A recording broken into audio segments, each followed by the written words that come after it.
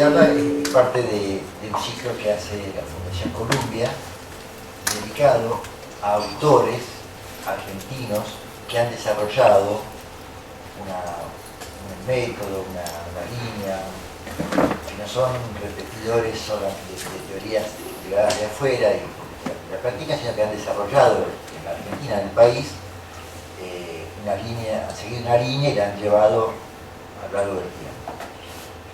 Hemos tenido la suerte ya de que nos acompañara Eugenio Caluti, Roberto Congiolini, Daniel Taropio, no pudo estar Susana Millerman, pero estuvo su vocera, que es la persona que escribe los libros de ella. Todos tienen en común lo que estamos intentando apoyar, y justamente la elaboración de ideas en el país, casi como una cuestión nacional y popular. Creatividad nacional. Creatividad nacional, sí, efectivamente me parece muy importante eso, es parte también de la propuesta de la Fundación. Y en ese campo, por lo que yo conozco, Norberto es también una personas que yo tengo la suerte de conocerlos desde hace 40 años, cuando empezaba a desarrollar el famoso modelo, ¿no? Y ha trabajado siempre en esta línea, lo ha desarrollado, lo ha sostenido, no lo ha cambiado por otras cosas, no le ha ido incorporando elementos, lo ha ido enriqueciendo a lo largo del tiempo. Creo que bueno, que es realmente un genuino producto de la autosuficiencia georgia, pero un genuino producto argentino, con mucho orgullo. Creo que a ustedes no hace falta que les presente quién es Norberto, que deben conocer quizás tanto como yo. Pero sí no puedo dejar de evocar algunas cosas que para mí fueron muy significativas, que fue, digamos, también una cosa nodal, que también cambió mi vida muchísimo al conocerlo, que fue más que el concepto de aceptación de un aspecto, sino de un concepto que casi el primero o segundo día que lo conocí en la playa, cambió mi vida, que era el concepto de respaldar las necesidades que pide el cuerpo, ¿no? Escuchar el cuerpo y respaldarlo desde un lugar diferente. Y en aquel momento, yo era bastante más joven y no entendía muy bien toda la implicancia que tenía eso. Y en aquel momento, Roberto ya me hablaba de la diferencia entre creer algo y el amor, ¿no? Porque era una relación de amor. Y yo todavía asociaba la palabra amor a la relación, más que a lo que el amor implica internamente, ¿no? Especialmente con el aspecto cambiar, o con los aspectos que rechazamos. Para mí fue muy fuerte, tan fuerte así que me hizo volver a Argentina solamente para ser su paciente. Tuve una sola sesión, me viste con un cassette y escucharlo toda la vida. Se lo he perdido porque no tengo más grabador, pero las cosas que quedaron ahí adentro fueron muy fuertes. Después tuve la suerte de que tanto él como Marcelo me ayudaran a fundar la revista Uno Mismo, que eran compañeros de esa aventura que hoy parece ya parte del paradigma dominante, pero en aquel momento era, en el ambiente que estábamos viviendo, era algo no peligroso, pero sí diferente, con el cual teníamos mucha reacción, mucha resistencia del ambiente psicológico, ¿no? Y era un proyecto totalmente a pulmón, me apoyaron Roberto, tanto Marcela y personas más, así identificados plenamente. Así que bueno, en ese lugar yo tengo hacia la resistencia psicológica, hacia todo lo que fue desarrollando Norberto, una gran identificación, ya no sé si es respeto, cariño, me siento identificado con eso, como que parte ya de filosofía de vida. Entonces, bueno, cuando hicimos estos encuentros me pareció que era un buen momento invitarlo a charlar, hablar con un grupo de amigos, personas que conocen, quizás, sin exigencia, contar un poco qué pasa por abajo de esto y cómo se fue dando y hacia dónde va. No tenemos mayor ambición que eso. Roberto publicó ¿cuántos libros son, Roberto? A ver, el camino de la consistencia, el asistente interior, sabiduría de nosotros, cinco libros. 5 libros dentro del sistema, digamos, dentro del sistema editorial, y 2 fuera del sistema editorial, en el cual ya están las semillas de esos libros, ¿cierto? Yo les puedo leer algo que Norberto escribió en el año 76,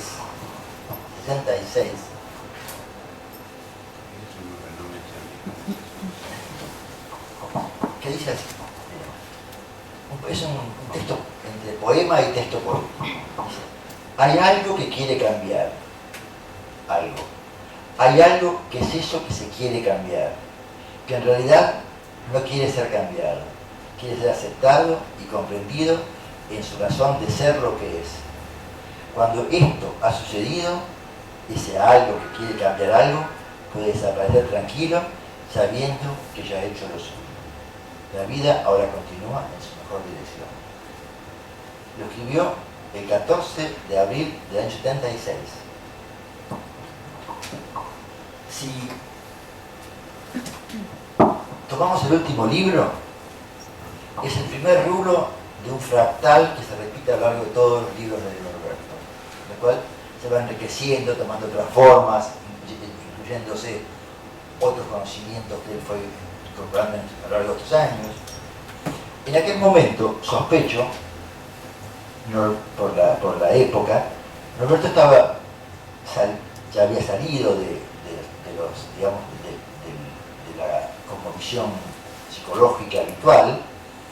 Creo que ya había conocido la Gestalt, ya había estado en Esalen, ya había tenido también la fuerte influencia de encontrarse con Hideo Krishnamurti, y estaba como lanzado en aquellos años a esto que era su objetivo de vida. Bueno, es así más o menos. Así es, ¿no? Así que quizás, no sé si he hecho toda una síntesis de aquel momento, pero para mí ahí hay una raíz, ¿no? Y muchas veces, charlando después de algún partido de tenis, o de alguna vez salíamos en bicicleta, o a veces en un café, o a veces también, creo que con algún grabador delante, me interesó mucho saber, conocer, como amigo y como persona, cómo Norberto había llegado a eso, cuál era lo que lo había llevado a esta entrega tan fuerte a un vislumbre, a una idea que él había tenido. Y por cierto, las ideas no son independientes de nuestras vivencias, por suerte. Así que Norberto, no sé si te gustaría arrancar por ahí. O si querés sacar algún trabajo. Esta es como mi entrada inicial. Sí, lo que yo tomo de la pregunta de Juan Carlos es cómo en mi vida empezó el interés por un cierto tipo de exploración que llamé después autoasistencia psicológica. Y eso fue por aproximadamente la década del 70. Yo ejercía la clínica como psicoterapeuta gestáltico. Yo trabajaba en esa línea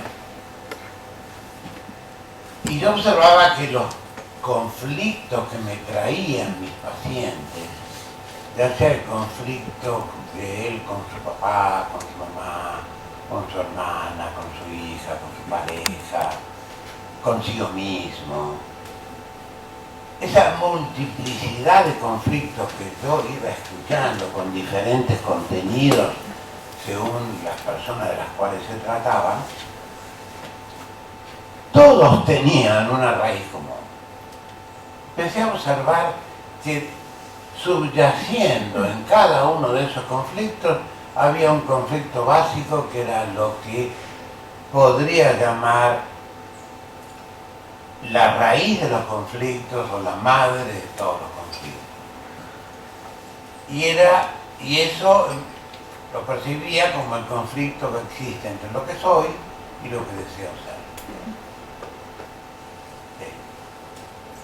Si era un conflicto con mi esposa, el tema era entre cómo mi esposa funcionaba y cómo yo quería que ella lo hiciera en cambio. ¿Me entienden? ¿Me siguen atacando? Sí. Por supuesto que los contenidos de ese conflicto y las vicisitudes y la evolución eran específicos de ese vínculo. Pero subyacía allí dos fuerzas básicas, algo que era de cierta manera y un deseo de cambiar eso. Incluso eso mismo en relación a mí. Es decir,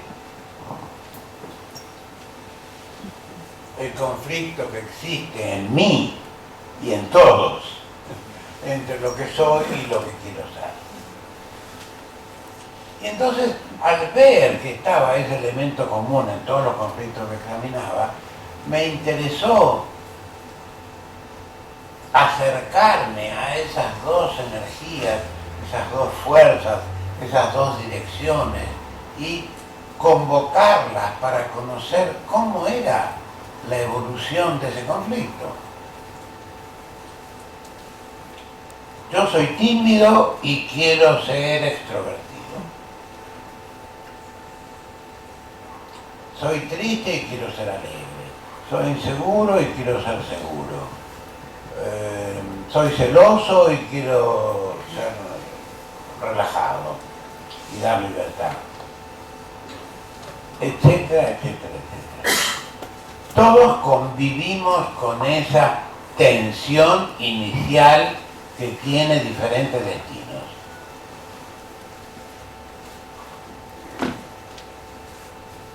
Ese conflicto inicial, esa tensión, esa coexistencia entre lo que yo soy y lo que yo deseo ser, hasta ahí es normal e inevitable. El tema es que eso tiene un paso posterior. Y ese paso posterior es, ¿qué es lo que hace mi deseo de ser alegre con el Norberto triste? ¿Me entienden esto?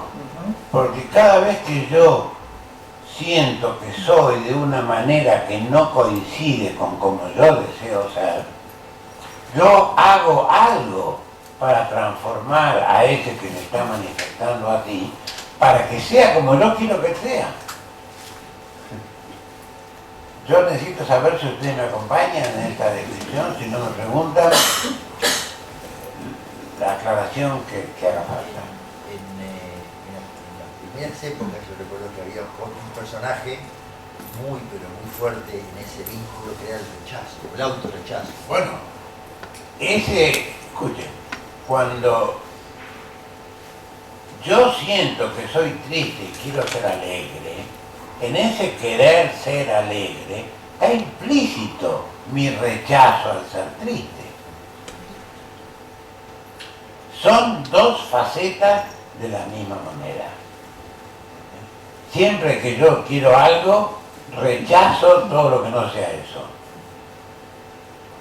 Esto es muy interesante de reconocer, es muy simple, pero es muy interesante. Si yo quiero naranjas, todo lo que no sea naranjas lo sé rechazar. Las subo, no sé rechazar. Es decir, querer y rechazar son dos facetas de la misma manera. Así que,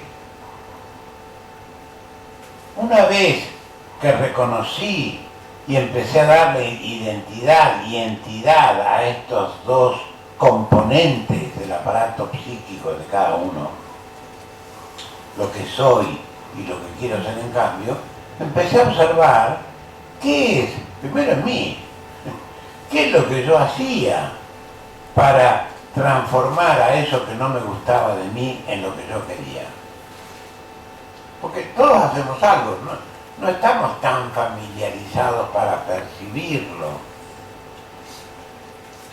Pero en el mundo interior ocurre ese movimiento por el cual cada vez que yo me veo actuando como triste, surge en mí una reacción para tratar de transformar a ese triste en alegre.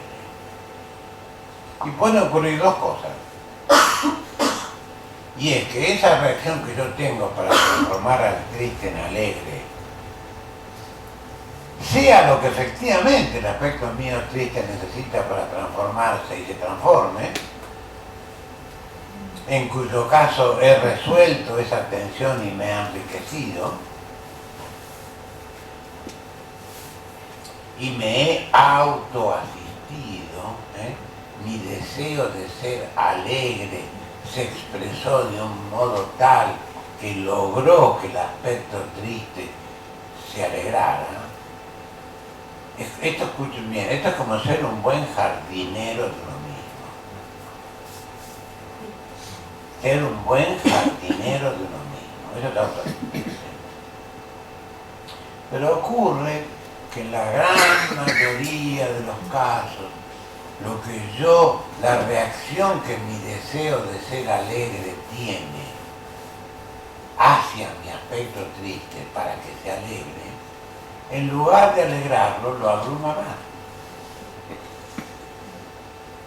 Y eso es así porque como conciencia colectiva aún no hemos aprendido cómo se transforma un aspecto psicológico en otro. No lo sabemos. No lo sabemos. En la escuela no lo enseñaron, mis padres no lo enseñaron. O sea, eso no es todavía un conocimiento que esté instalado en la conciencia colectiva del mismo modo que está instalado el registro que si yo tengo calor y deseo no tener calor, sé qué procedimiento tengo que utilizar para lograr eso.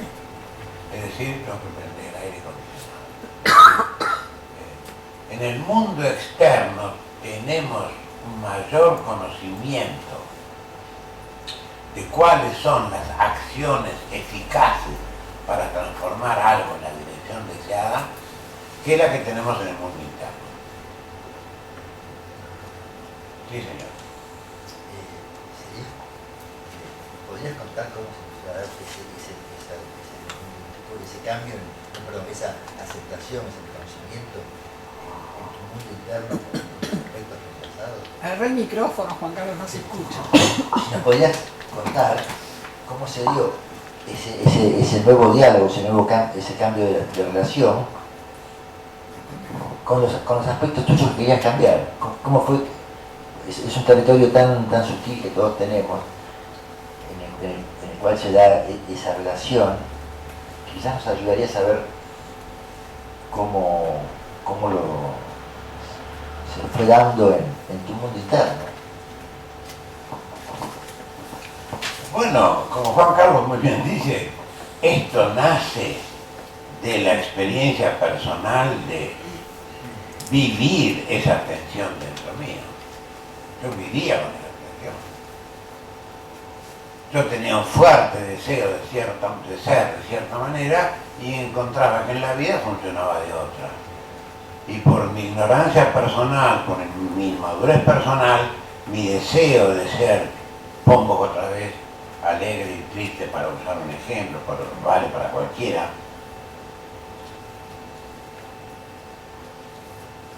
El deseo que yo tenía de ser alegre, cada vez que se encontraba con el Norberto triste, lo quería matar. Quería matar. Y el aspecto triste que se sentía amenazado y agraviado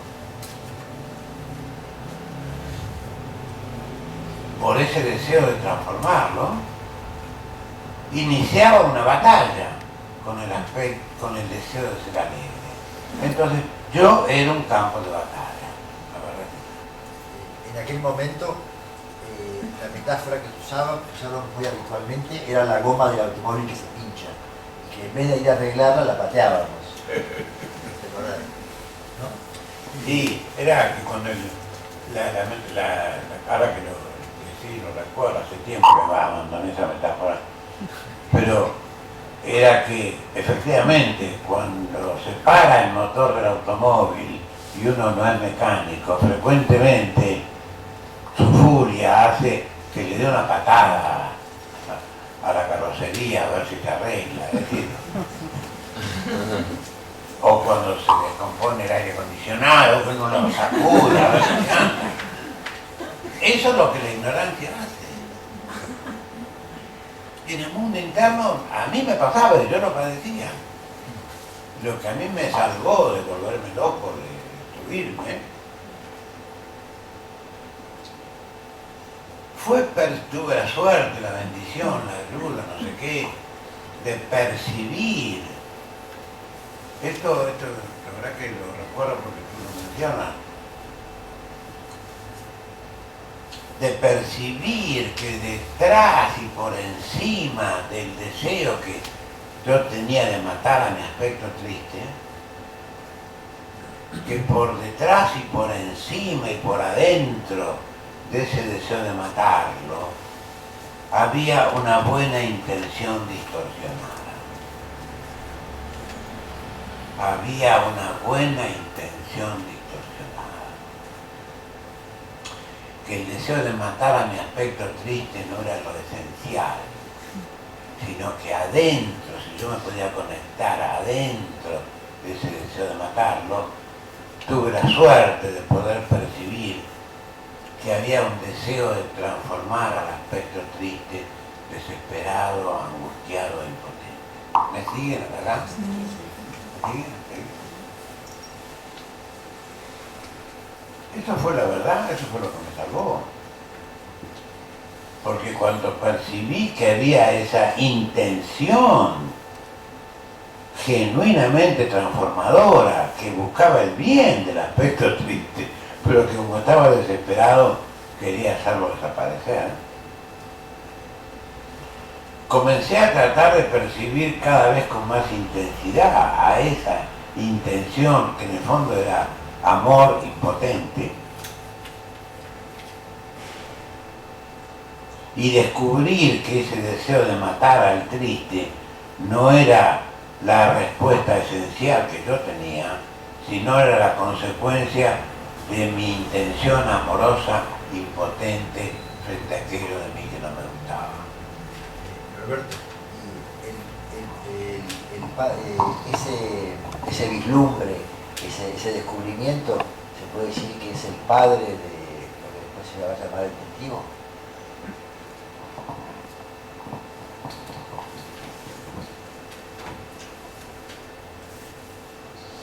Si vamos a buscar un vínculo parentesco,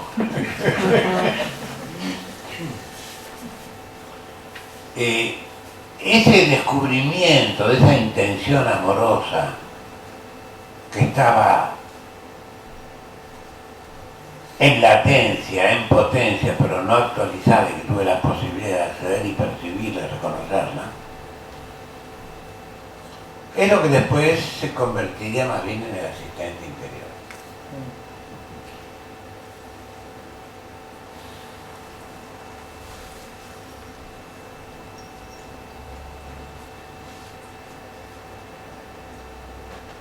El proceso de descubrir en mí esa intención amorosa, resolutiva, pero opacada por la reacción de enojo por eso que yo sentía y no me gustaba, fue lo que empecé a tratar de ayudar a las personas a que registraran dentro de sí mismos, más allá de todas las reacciones inadecuadas que tenían para transformar lo que no les gustaba de sí mismos. Porque hay unas 10 o 15 reacciones típicas que uno tiene frente a aquello de uno mismo que no le gusta y quiere cambiar.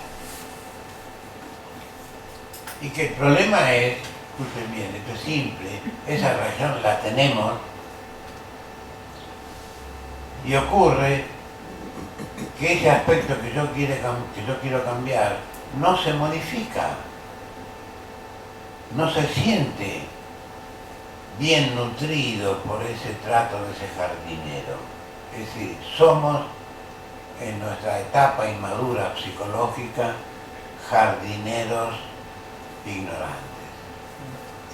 Y nuestro proceso de aprendizaje es ayudar a ese jardinero, y esa fue la clínica que implementé, crear las condiciones para que dialoguen la planta y el jardinero, ¿me siguen en esta metáfora? Para que dialoguen la planta y el jardinero de un modo tal que le permita al jardinero evolucionar desde la ignorancia que daña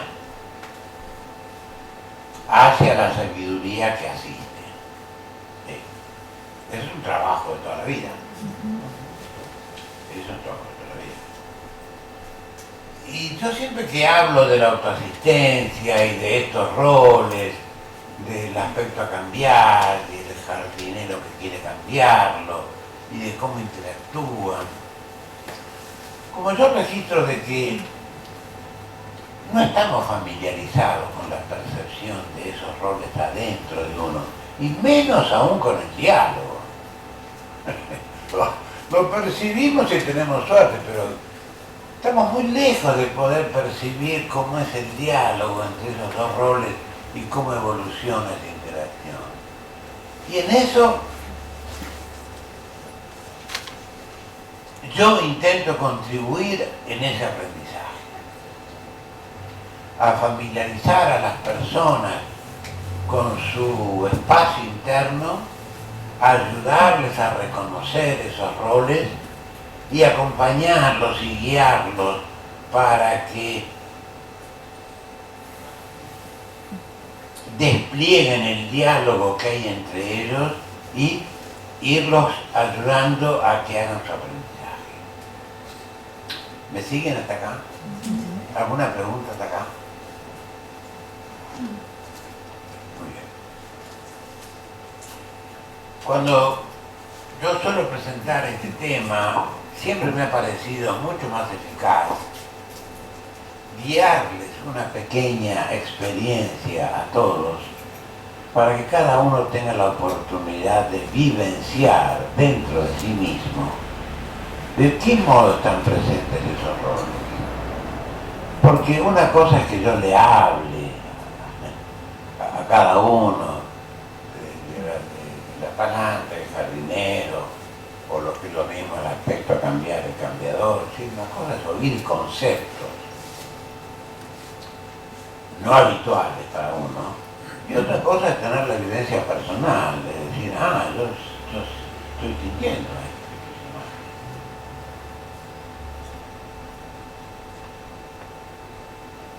Así que si a ustedes están de acuerdo, si todos están de acuerdo, todos los que estamos aquí están de acuerdo, lo que yo les propondría es dirigirles una vivencia grupal, cada uno lo haría por su cuenta, en donde trataría de ayudarlos a que escuchen, a que identifiquen estos roles de los cuales vengo hablando.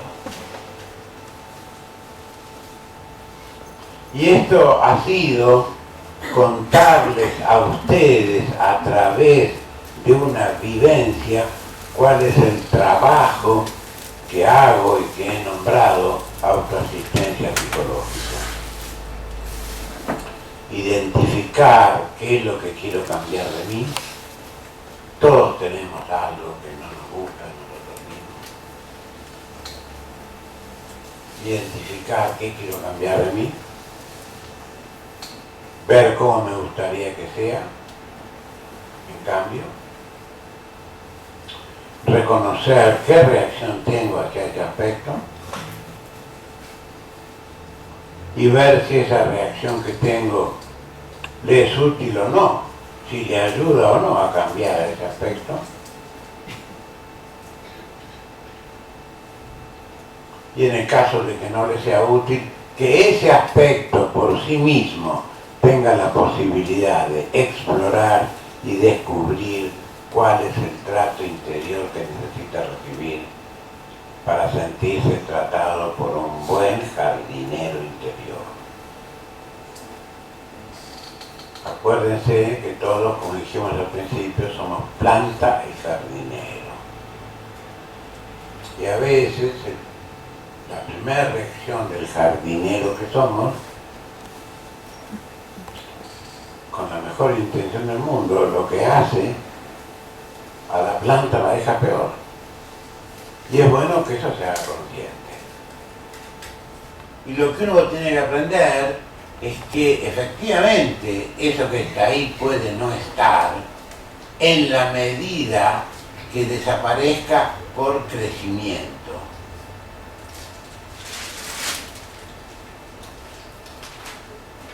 La única manera de que eso que está enfrente no esté es si crece. Si uno sabe cómo hacerlo crecer, si uno es buen jardinero, invierte energía en hacerlo crecer. Si uno no sabe, se siente impotente y desesperado, lo quiere hacer desaparecer. Esa es la esencia del crecimiento de la conciencia. Esta es la esencia de la experiencia que estamos haciendo como seres humanos.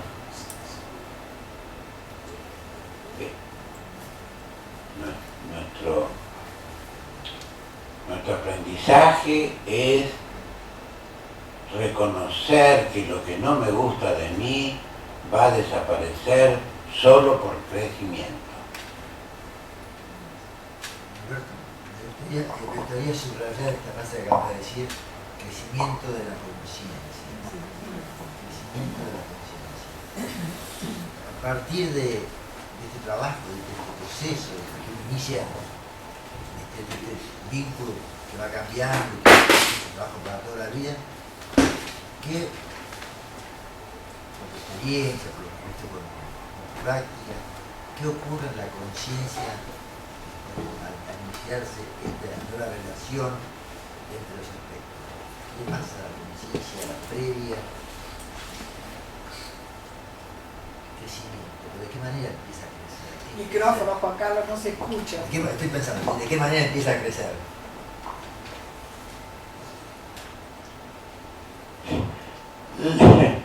La pregunta es en qué consiste o cómo se produce el crecimiento, cómo es el crecimiento de la conciencia. Y la conciencia crece en la medida que va descubriendo cuál de sus reacciones produce daño, cuál de sus reacciones expresa la intención que tiene y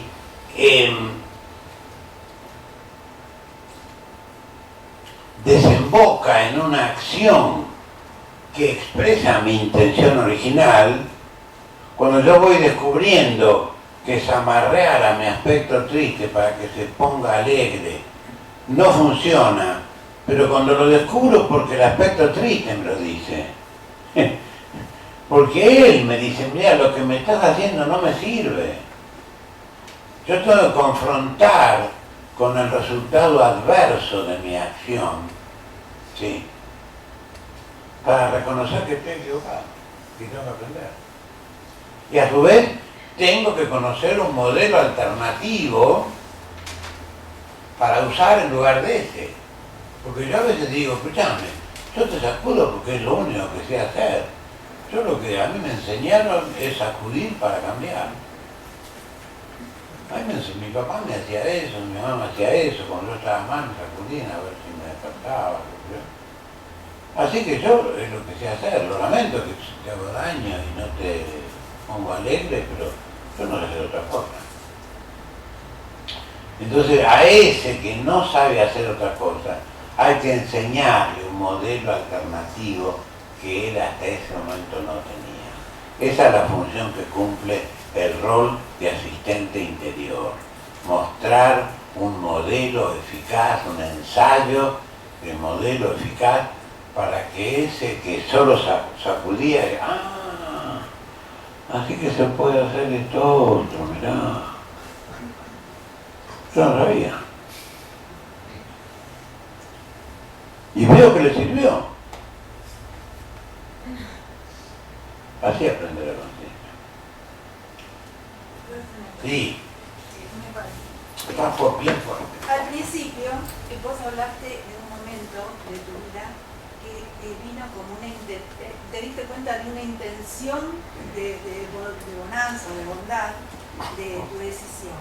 Yo me pregunto si eso acompañó en algún, acompañó que pasara eso, alguna, meterse en algo espiritual o darle tiempo, darle un espacio a algo que no conocemos para que ayude al proceso.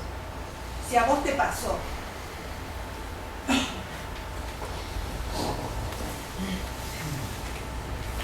Lo que yo evalué cuando me pasó eso fue que el hecho de repetir esa autoobservación, y a veces lo hacía en ayunas, a veces después de una cierta hiperventilación, es decir, factores que incrementaban mi sensibilidad, me permitió conectar con otro plano que no estaba visible. Eso es lo que yo evalué. Y que cada uno le ocurrirá de un modo distinto. Después, eso que me pasó a mí a través de mi propia meditación, es lo que después reproduzco en este ejercicio clínico para que cada uno tenga la oportunidad de activar el rol de asistente interior, de activarlo, a ver si está presente, cómo está presente. Porque hay mucha gente que dice, yo no sé. Es decir, si le preguntáramos a cada uno, no tenemos tiempo hoy, pero los talleres que hago, que son más extensos que esta charla de hoy, cuando se le pregunta a cada uno cómo fue tu respuesta asistencial, dice, mi asistente decía, no te mereces que te trate bien. Es decir, hay veces que la sensación de reproche hacia ese aspecto a cambiar es tan grande que la activación del asistente no es inmediata. Y hay que hacer muchos trabajos hasta que aparezca, e inevitablemente aparece. Porque de esa energía estamos hechos. A través del trabajo inevitablemente aparece. Sí, sí, sí. O si no, de la vida más Sí, lentamente. Más lentamente. Gracias. Sí, no sé quién por ahí me quiere decir algo. Yo levanté la mano, pero en realidad, más que una pregunta, me gustaría compartir lo que a mí me da resultado. A ver, querida. Y tiene que ver con esto, los aspectos que a mí no me gustan de mí. Aprendo a observarlos desapegadamente. Esto es mirarlo como si estuviera yendo al cine y verlo en una pantalla y como si en vez de mío fuera de otra persona.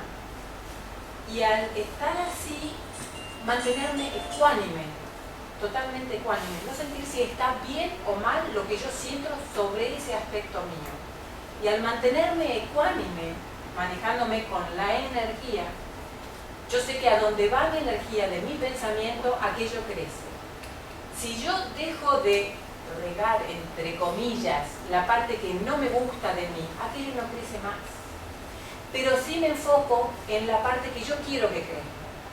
Entonces lo que hago es visualizarme en aquello que sí quiero desarrollar en mí. Y aquello crece, de a poco, con su tiempo, pero es mi forma de tener mi asistente que hace que yo cambie y me transmute en lo que yo quiero ser. Bueno, está muy bien. El camino que vos elegís es centrarte en cómo hacer crecer aquello que a vos te gusta de vos y ayudarlo a que eso continúe su crecimiento, ¿verdad? Y con respecto a aquello que no te gusta de vos, desarrollar una mirada ecuánime, ¿no? Sí, pero cambiarlo también, transmutarlo, digamos. Y transmutarlo parte, como... Este trabajo que hemos hecho aquí, de repente ver lo que no me gustó, sentir esa sensación para liberar la energía que yo tenga negativa dentro de mi memoria celular, la libero y una vez que se va, todo pasa. Una vez que se va esa energía, ahí es donde enfoco y creo lo que yo quiero de mí. Creo con el pensamiento qué es lo que quiero.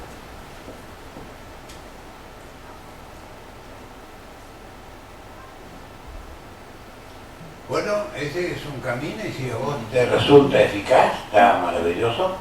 Sabé que hay varios caminos. Otros caminos es que hagas un diálogo con aquello que no te gusta de vos. Escucha bien, que le expreses tu reacción y que le des la oportunidad a esa parte de vos que no te gusta, como hicimos acá, a que sienta cómo se sienta ante el trato recibido y que te responda. Ese es otro camino de diálogo. Escucha bien, dialogar con lo que no me gusta de mí y darle la oportunidad a esa parte que no me gusta de mí a que me responda y a que me diga lo que necesita. Es otro camino. Cada uno tomará y que le tire. Acá, escuchen, esto es clínica. Esto quiere decir que la evaluación última es si funciona o no. No es filosofía existencial acerca del sexo de los ángeles. No. No.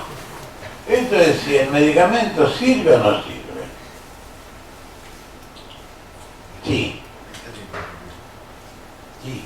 Sí, quiero preguntarte en función de lo que ella decía. Ella hablaba de lo que no se riega se muere. En esos aspectos negativos nuestros, ¿es tan así? O sea, que no nos ocupemos termina por matarlos. No. Bueno, si yo a un aspecto mío negativo, por ejemplo, digamos un aspecto mío celoso, miedoso, competitivo, avergonzado, culpógeno, retador, esos aspectos, ¿no? O tantos otros más que puede haber. Si yo los ignoro, en el sentido de que anestesio la percepción de ellos, escucha, ellos siguen actuando, ellos siguen viviendo, porque si dejaran de vivir en la vida no sería un problema para mí, son un problema porque yo me di cuenta que con mi mujer miró a un hombre y yo tuve un ataque de celos. Es decir, me di cuenta que eso, por más que yo no lo quiera reconocer, sigue actuando. Sigue actuando. Y si no, y si lo sigo sin mirar, hace una somatización. Así que esa energía se expresa. Porque está diciendo que a esa parte mía celosa está reaccionando así porque algo le pasa y hasta que eso no se nutra y no se resuelva va a seguir pasando. ¿Soy claro en la respuesta? Absolutamente, gracias. Quería hacer una pregunta. ¿Esto es una forma de integrar polaridades? Como en Gestalt se podría decir, integración de polaridades. Si uno va a definir, escucha, si uno va a definir exactamente qué es esto es explorar el modo ignorante e inmaduro que tiene mi deseo de cambiar algo de mí y hacer una experiencia para que ese deseo ignorante e inmaduro vaya creciendo y vaya haciéndose cada vez más respetuoso, sabio y eficaz. Así que es una integración entre un estado y un deseo de cambiarlo.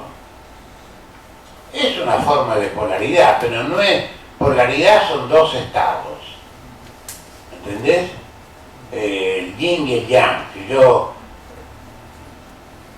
hago un diálogo entre el aspecto yin y yang, es un diálogo entre polaridades.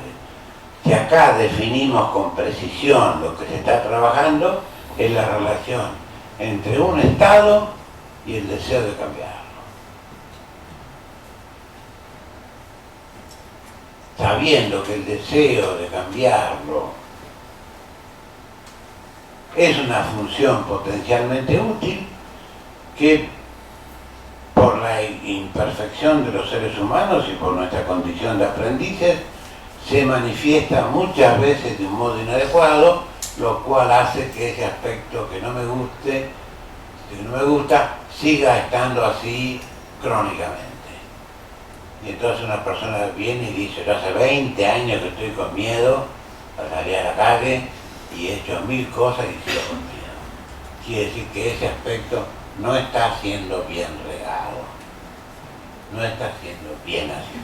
Así funciona. Y bueno, seguirá así hasta que se produzca algo, un cambio. Sí. Que recién dijiste algo del ser humano con su cualidad de aprendiz, y también esto, a ver, me pregunto, ¿siempre vamos a tener algo que queremos que sea mejor? O también en eso se puede trabajar en decir, poder aceptar que no somos perfectos, digamos, no sé cómo explicar la consulta claramente. No, ¿puedes repetirla a ver si te... Que mi sensación o en mi experiencia de vida, lo que siento es que hoy lo que me molesta de mí o lo que quiero cambiar es una cosa, mañana será otra, y en realidad quisiera, en cierta manera, trabajar sobre no querer cambiar nada. Siempre voy a tener cosas mejores y otras no sé si... A veces no querrás cambiar nada, dirás que estoy satisfecha conmigo, estoy muy bien. Y otras veces sentirás que aparece algo que no te gusta y querrás cambiarlo. Y es bueno que tengas herramientas para saber lidiar con eso que no te gusta cada vez que aparece. Así que en la vida vamos a pasar de todo. Hay momentos en donde uno siente, yo estoy satisfecho conmigo. No hay nada que en este momento me desagrade, estoy bien. Bueno, estate atento y si aparece algo, fíjate cómo lo tratas. ¿Te queda clara la respuesta? Yo pensaba también con la exigencia, ¿no? O sea, lo que yo quisiera ser por ahí tan exigente que el otro pobre porque lo sentía así, es como el jardinero que quiere ver una super planta y esa planta con las condiciones que tiene va a llegar a un límite, y yo le estoy exigiendo mucho más. Entonces, o sea, no solamente lo que quiero cambiar, sino el deseo. Muy bien, y esa parte le toca a la planta. Que la planta le pueda decir a ese jardinero exigente, mirá, yo entiendo que vos querés lo mejor para todos, pero eso que vos estás esperando de mí no está en mí.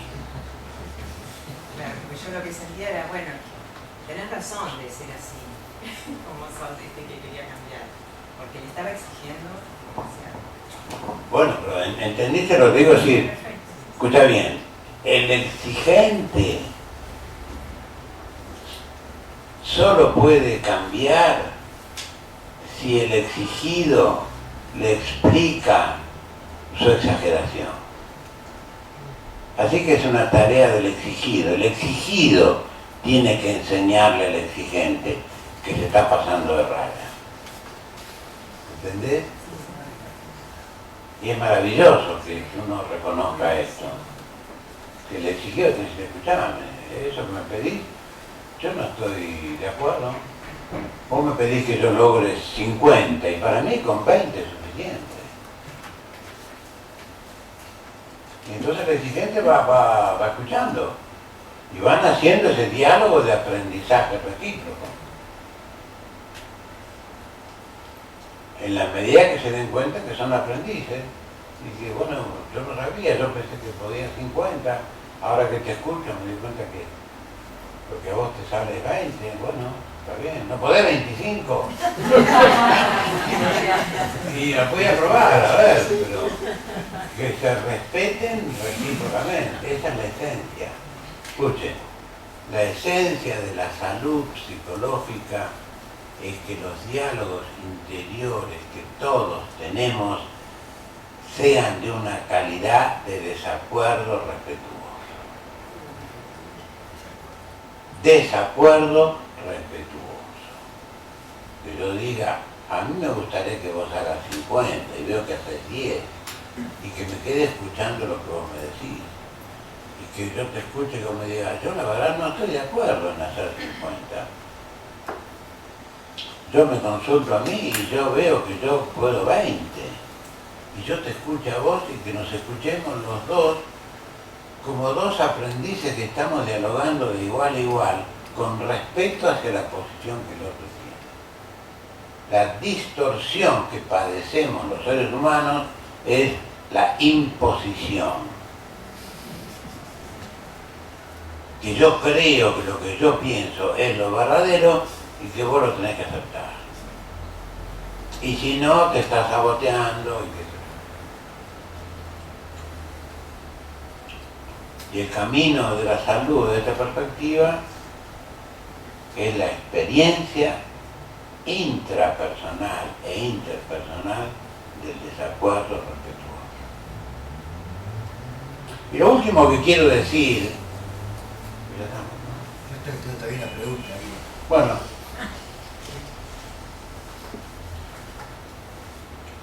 que este conflicto entre lo que yo soy y lo que deseo ser es un conflicto que lo tenemos desde el comienzo de la vida. Y los psicólogos en todas las épocas, hemos ido explorando qué es lo que mi deseo de ser alegre hace con mi aspecto triste y ver qué resultado tiene eso. Y en general lo que se ha visto es que el deseo de cambiar algo de mí no conduce a buenos resultados. Y un psicoterapeuta gestáltico muy talentoso, ya por la década del 60 del siglo pasado, vio esto, vio que el deseo de cambiar algo de mí complicaba más las cosas que lo que las resolvía. Entonces él dijo, cuanto uno menos desee cambiar, más cerca va a estar del cambio. Fíjense. Porque él veía todas las complicaciones que el deseo de cambiar producía. Entonces a eso lo llamó teoría paradojal del cambio. Es decir, él decía, cuanto menos desee cambiar, más chances tiene de cambiar. Lo que la autoasistencia, a través de toda mi obra, como hablamos al comenzar esta reunión de hoy, toda esta obra que he llevado adelante, gira alrededor de observar de que el deseo de cambiar no está en su esencia producir problemas, sino que es consecuencia de su inmadurez y de su ignorancia. Entonces, el deseo de cambiar algo de mí puede aprender. Entonces, hay una visión que dice, si querés cambiar, mejor no lo desees mucho porque la vas a complicar. Y otra visión, que es la que propongo, que dice, si deseas cambiar, enseñale a tu deseo a que sea un jardinero eficaz. Eso es otro camino. Eso es lo que quería terminar. Así como creo que Fer se llamaba teoría paradojal del cambio, también en algún momento vos no vas a esto darle sabiduría a los deseos. Ese jardinero era darle sabiduría a esos deseos, ¿no? Y a medida que hicimos el trabajo y a medida que conversábamos, pensaba que es cierto, es un proceso de toda la vida que se inicia, que depende de una mejor salud psicológica, etc. También me gustaría cerrar esta charla o esta charla con tu pensamiento y tus ideas, si nos podés, aunque sea, abrir por un ratito la puerta para que veamos eso que se abre de este trabajo y lo que podríamos llamarlo conciencia transpersonal, cambios de niveles de la conciencia, porque aparece citado en tus libros muchos de tus maestros, o personas que, no de tus maestros, perdón, de personas que te han rodeado, han hablado de esta temática, la han trabajado, y creo que lo transpersonal, así como la parte de la Gestalt, puede estar en uno de los impulsos creo que hay un cuarto, un espacio también abierto hacia aquel mundo. Entonces, aunque sea 10 minutos, me gustaría si nos puedes dar algún tipo de contextualización del trabajo de esta perspectiva. Sí.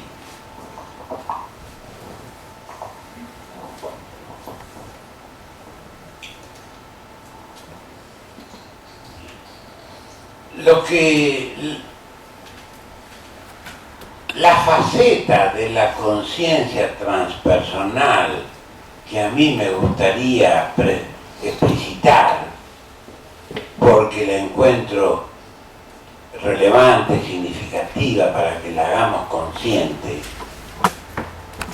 es algo que cada vez se está mencionando más, pero recién estamos empezando, y es lo que se llama cosmovisión dual y cosmovisión no dual. Cosmovisión dual, primero, cosmovisión es cómo uno cree que está constituida la esencia de la realidad global. Y la cosmovisión dual dice, y en realidad la naturaleza de esa realidad alberga dentro de ella dos principios opuestos e irreductibles, autosustentados cada uno. Uno es el bien y el otro es el mal. Hay dos fuerzas básicas que constituyen todo lo que existe, y esas dos fuerzas son el bien y el mal. Y esas dos fuerzas son irreductiblemente opuestas y no se pueden integrar. Eso fue afirmado de un modo muy drástico por un filósofo persa, un tal Mani, pero por eso se llama maniqueísmo, a ese modo de interpretar la realidad muy radicalmente, en decir esto es bueno, esto es malo.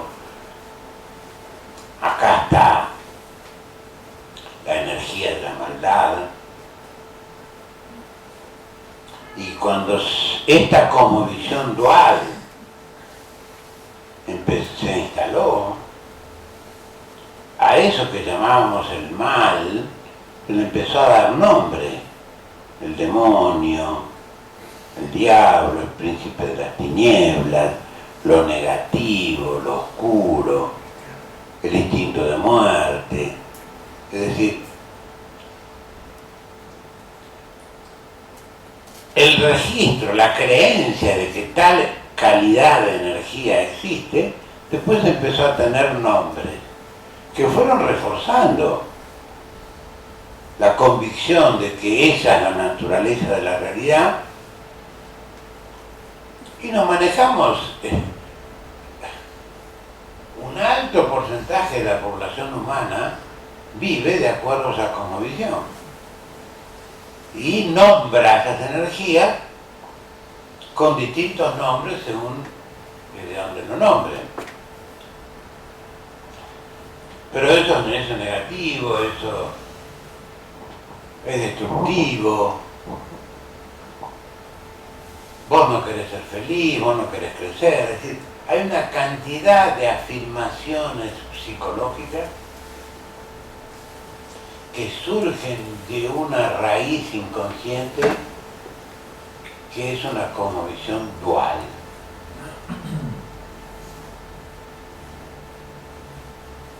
La psicología transpersonal y otras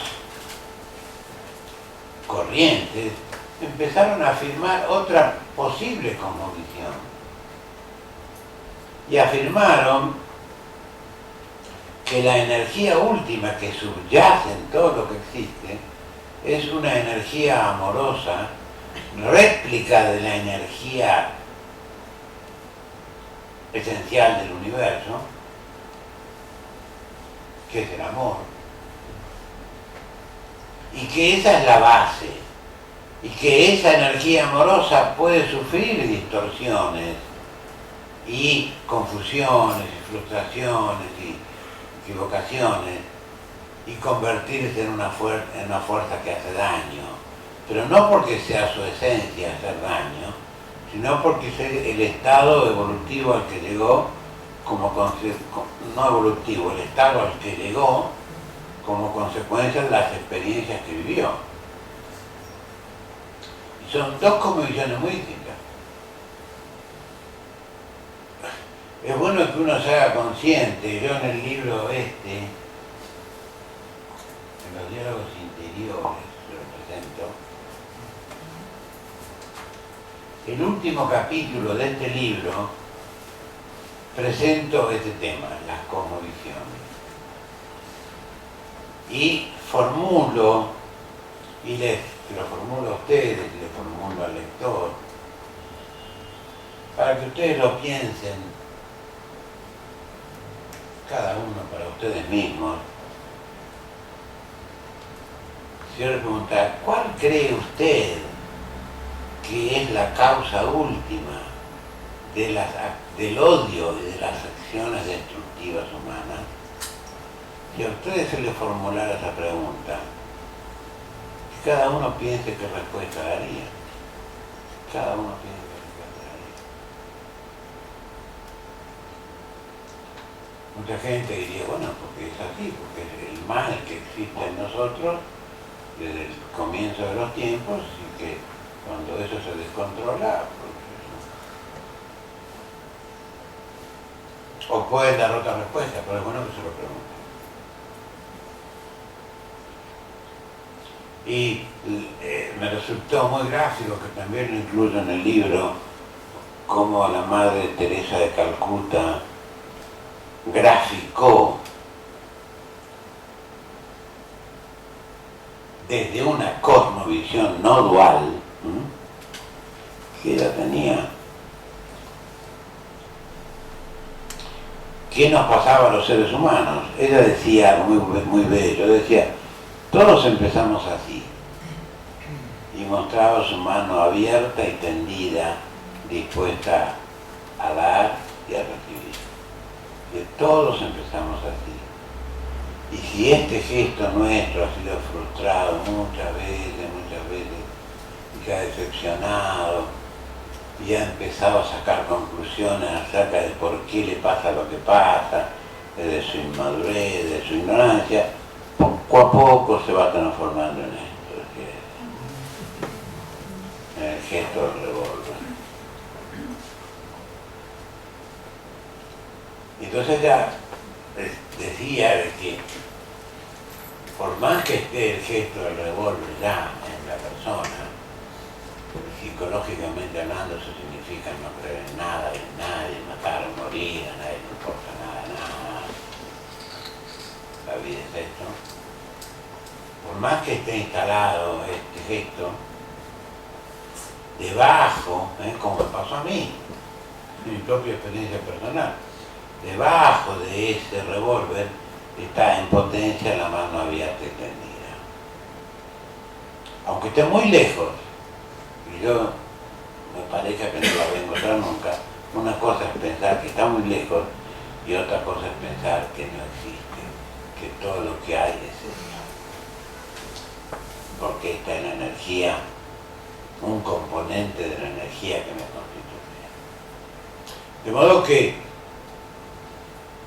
la psicología transpersonal, uno de sus componentes es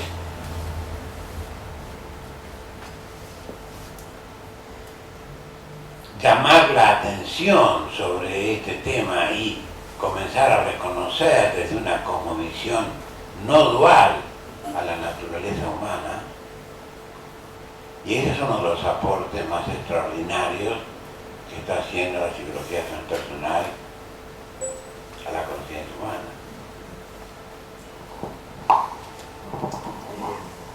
Al día siguiente de lo que leí al comienzo, Norberto escribió: el amor es la memoria que la unidad tiene de sí misma en la diversidad.